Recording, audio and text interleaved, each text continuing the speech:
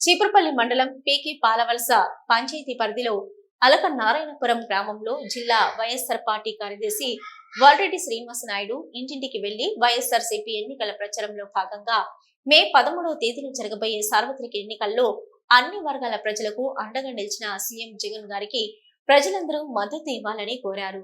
వాల్రెడ్డి శ్రీనివాస నాయుడు మాట్లాడుతూ మే 13వ తారీఖున జరగబోయే సార్వత్రిక ఎన్నికల్లో మీ అమూల్యమైన ఓటును ఫ్యాన్ గుర్తుపై వేసి శ్రీ వైఎస్ జగన్మోహన్ రెడ్డి గారిని మళ్లీ ముఖ్యమంత్రిగా గెలిపించుకునేందుకు ప్రతి ఒక్కరూ ఆశీర్వదించాలని కోరారు. చీపురుపల్లి నియోజకవర్గ శాసనసభ్యులుగా శ్రీ బొత్స సత్యనారాయణ గారు, విజయనగరం పార్లమెంటు సభ్యులుగా శ్రీ బెల్లాన చంద్రశేఖర్ గారు వైఎస్ఆర్ కాంగ్రెస్ పార్టీ తరపున పోటీ చేయించున్నారు. కావున మీ 2 ఓట్లను ఒకటి ఎమ్మెల్యేకు మరొకటి ఎంపీకి ఫ్యాన్ గుర్తుపై వేసి అఖండ మెజార్టీతో గెలిపించమని ప్రతి ఒక్కరిని కోరారు.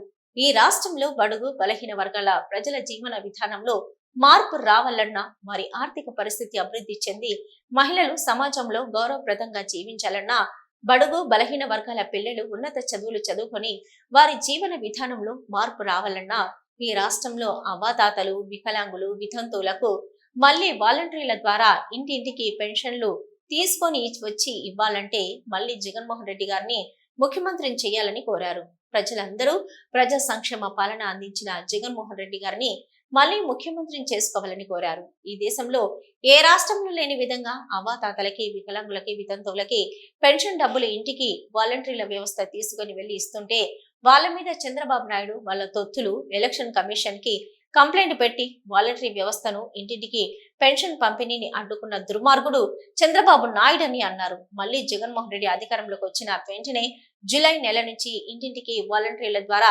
పెన్షన్లు పంపిస్తామని తెలిపారు. ఈ రాష్ట్రంలో అవినీతి లేకుండా పార్టీలకు అతీతంగా ప్రతి కుటుంబానికి ప్రభుత్వ పథకాలు అందాలంటే మళ్లీ జగన్మోహన్ రెడ్డి గారిని ముఖ్యమంత్రిని చేయాలని కోరారు.